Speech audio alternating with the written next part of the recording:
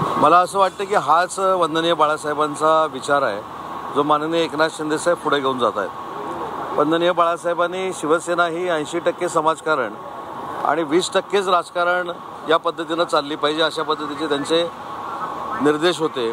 आणि आपल्याला सगळ्यांना माहिती आहे की 2 दिवसापूर्वी स्वतः माननीय एकनाथ शिंदेसाहेबांनी हे सामाजिक भान डोळ्यासमोर ठेवून जो आझाद मैदानावरचा मेळावा होता तो स्थगित केला आणि MMR रिजनमधल्या प्रमुख पदाधिकाऱ्यांचा मेळावा हा आता आपण नेस्कोमध्ये करतोय.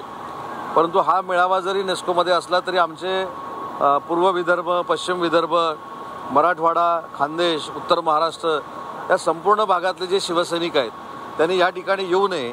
त्यांनी सगळी मदत ज्यांच्या घरामध्ये पाणी शिरलेलं आहे, जे पूरग्रस्त बाधित आहेत त्यांच्या घरामध्ये दसरा साजरा व्हावा यासाठी मदत करावी अशा पद्धतीचे निर्देश माननीय शिंदेसाहेबांनी दिले.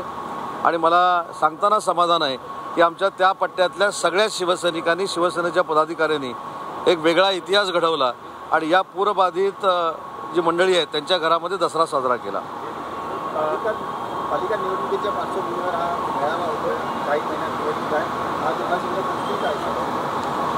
महानगरपालिकेच्या निवडणुकीच्या पार्श्वभूमीवर जरी हा मेळावा असला तरी मी अनेक वेळा असं सांगितलं की माननीय शिंदेसाहेबांनी मुख्यमंत्री असताना महानगरपालिका, नगरपालिका आणि ग्रामीण भाग याच्यामध्ये जे केलेलं विकासाचं काम आहे किंवा दिलेल्या विविध योजना आहेत त्याच्यामुळं शिंदेसाहेब असतील, देवेंद्रजी असतील, अजितदादा असतील हे एकामेकाच्या साथीनं महायुतीचा प्रत्येक स्थानिक स्वराज्य संस्थेवर भगवा फडकवतील याच्यामध्ये तिळमात्रही शंका नाही. सर, जो शिवाजी पार्कला चिखल होतं पावसामुळे ती चिखल पेट आम्ही सरकारवरती करणार आहोत असं संजय राऊतांचं म्हणणं.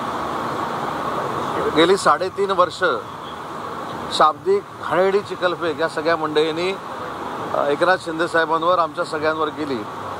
परंतु त्यांनी स्वतःचं आत्मचिंतन केलं पाहिजे. कोण म्हणतं हा पिंजऱ्यातला मेळावा आहे, आम्ही जंगलात आहोत. पण आम्ही डिस्टिंक्शनमध्ये पास झालो आहे. शिंदेसाहेबांनी 80 जागा उभ्या केल्या, आम्ही 60 जागा जिंकलो आहे. तुम्ही नापास विद्यार्थी आम्हाला कसं काय शिकू शकता?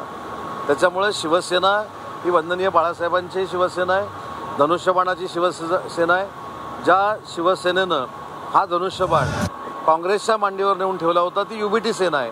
आणि तो 3.5 वर्षापूर्वी एकनाथ शिंदेसाहेबांनी पुन्हा एकदा दिमागदार पद्धतीनं आणि सन्मानानं शिवसेना म्हणून ताब्यात आणला.